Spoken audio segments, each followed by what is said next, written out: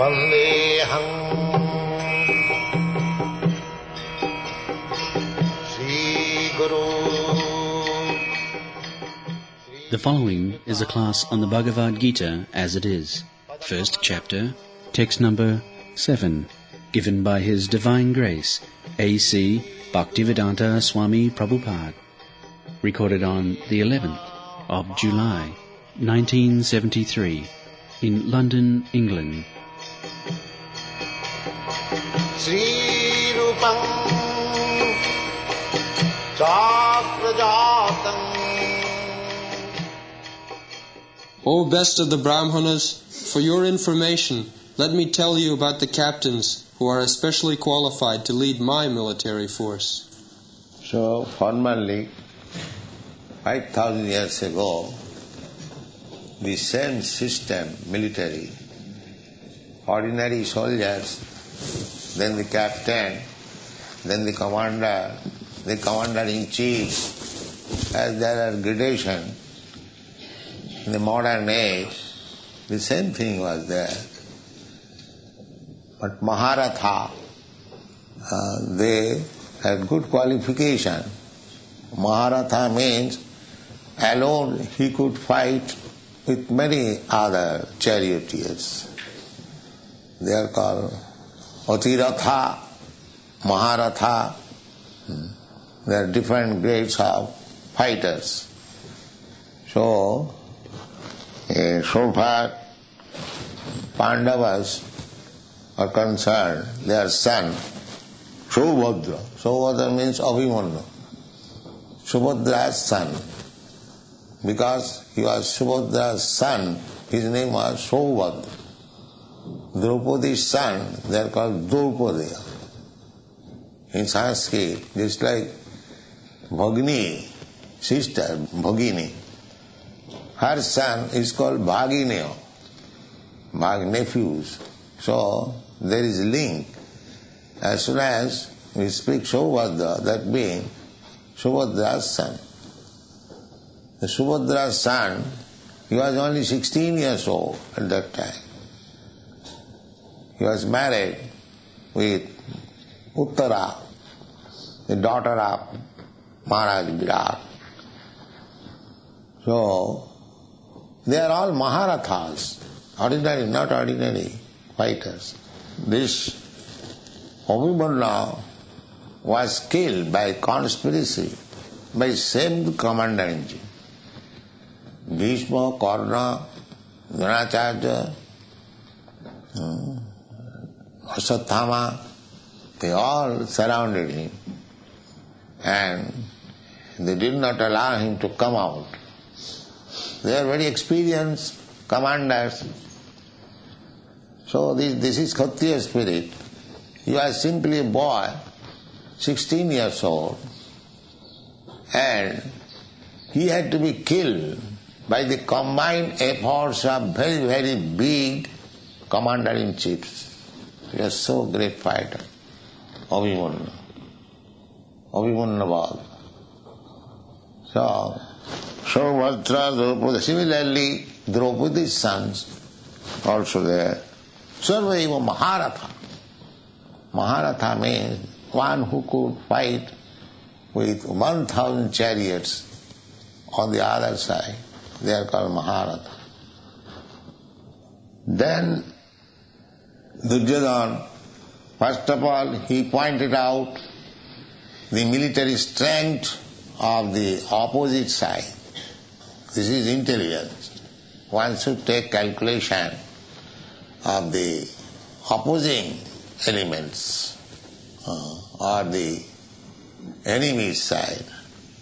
In fighting, the first thing is to take estimation of the enemy's side. How much they are strong, how they have arranged. Then one should calculate how to counteract, how to fight with them. This is intelligence. Without taking any calculation of the other side, if you are not prepared, then how you can become victorious? This is sane proposal. That is, Upayam chintayet pragya apayam cha chintayet. A pragya, an intelligent man, not only think of the bright side, or this business or this fight or this, and so many things we have to deal with. Simply we should not calculate the brighter side. There is darker side on it. We should always think, if there is some thief, if there is some rogue, they cheat us, then what precaution I am going to take. And this is intelligence. If I simply calculate that in this business I will make so much profit, in the meantime somebody comes and cheats me and go away, then therefore, upayam chintayet pragya apayam cha chintayet. Darker side also should be thought. That is intelligence. Just like that, after calculating the darker side, enemy means darker side. They can defeat me at any moment. That is darker side. So after calculating their strength, then Duryodhana is speaking about his own strength. Asmakam tu vishishtyaji. Vishishta. Not to speak of the ordinary soldier, but that Vishishta. Vishishta means those are specifically to be mentioned. High officers. Asmakam tu Vishishtaji. Tang nibodha dijottama. He was in commander-in-chief. For 18 days there was fight, and one after another a commander-in-chief was killed. And 64 crores of men were killed in the battlefield of Kurukshetra. And the battle was finished within 18 days, not lingering for some years. No. Fight to the best capacity and finish the business. No. So everyone, both the sides, Pandava's side and Kaurava's side, all were killed. The Saubhadra, Draupadaya, everyone was killed. And the other side also. Only the 5 brothers, they remained, and the one grandchild who was in the womb of the mother, he remained. Otherwise, everyone is finished. Within 18 days. Such a great fight it was. And people from all parts of the world, they joined the battle of Kurukshetra. Somebody was criticizing me, that Swamiji, you are introducing this Hare Krishna movement, people are becoming coward. They simply chant Hare Krishna. So I replied that you will see the power of Hare Krishna movement in due course of time. He required, because there are 2 battles in India. The battle between Ravan and Ram. Ram-Ravan. The battle of Rama. And another battle was battle of Kurukshetra. And in these 2 battles, the hero was Vaishnava and Vishnu. In the Ram-Ravan battle, Lord Ramchandra was there, and his devotee Hanuman, Bajrangaji. Similarly, in the battlefield of Kurukshetra, Krishna was there, and his devotee Arjuna was there. So, Vaishnavas, they do not simply chant Hare Krishna. If there is need, they can fight under the guidance of Vishnu and become victorious. Vaishnava's one qualification is, out of 26 qualifications, one qualification is dokha, expert. If there is need of fighting, they can fight like very expert. That is also needed.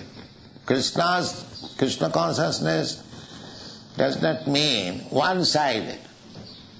Krishna as all-pervading The Krishna consciousness movement also should be all-pervading.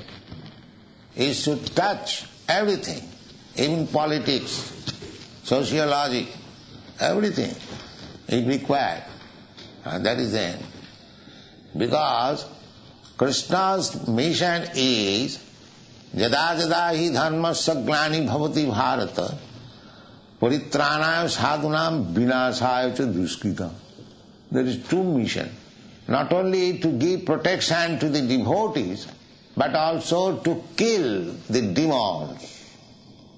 Kill the demons. That is one side. So the devotees of Krishna should be trained up both ways. Not only to give protection to the devotees, to give them encouragement, but if need be, they should be prepared to kill the demons. That is Vaishnavism. It is not cowardism. It is not cowardism. When need be. Generally, a Vaishnava is non-violent. Just like Arjuna. In the beginning, he was non-violent, Vaishnava. He said, Krishna, what is the use of this fighting? Let them enjoy. So, by nature, he was non-violent. But he was induced by Krishna to become violent. Your non-violence will not help. You become violent. You kill them. I want. So, if Krishna wants, we shall be prepared to become violent also. And Krishna, that is open secret. That paritranam sadhunam vinasaya chaduskritam. Two business of Krishna, two sides. So, those are devotees of Krishna, they should be trained up both ways. They should be prepared. But generally, there is no question of becoming violent, unnecessarily. As the modern politicians, unnecessarily they declare war. A Vaishnava does not do so. No, unnecessarily, there is no need of it. When it was completely impossible to settle up the things between the Pandavas and the Kauravas, then Krishna said, all right, then there must be fight. When Duryodhana declined to spare in a portion of land holding the Suchagra, the point of a needle, he refused that I cannot spare in so much land which can hold the point of a needle. Then the war was declared. There is no question of settlement. Otherwise, Krishna requested that these 5 Pandavas, they are Kshatriyas. They cannot become merchant or Brahmana. Brahmana's profession is Patan, Patan, Jajan, Jajan, Dan, Pratigya. Brahman can take charity from others. A sannyasi can take charity from others. Not a Kshatriya or Grihastha. No, that is not allowed. So, they are Kshatriyas, they cannot take the profession of a Brahmana, neither they can take the profession of a mercantile man, businessman. They must have some land so that rule over, take taxation, and that is their living means. So, spare only 5 villages to these 5 brothers and settle up. Or what Duryodhana replied, no sir, what do you speak of 5 villages? We cannot spare even so much land which can hold the point of needle. Then the war was. So Vaishnava, they are non-violent. But if need be, they can become violent, for Krishna's sake. This is the battle of Kurukshetra. So, anyone? Or end here? All right, end here. Chant Hare Krishna.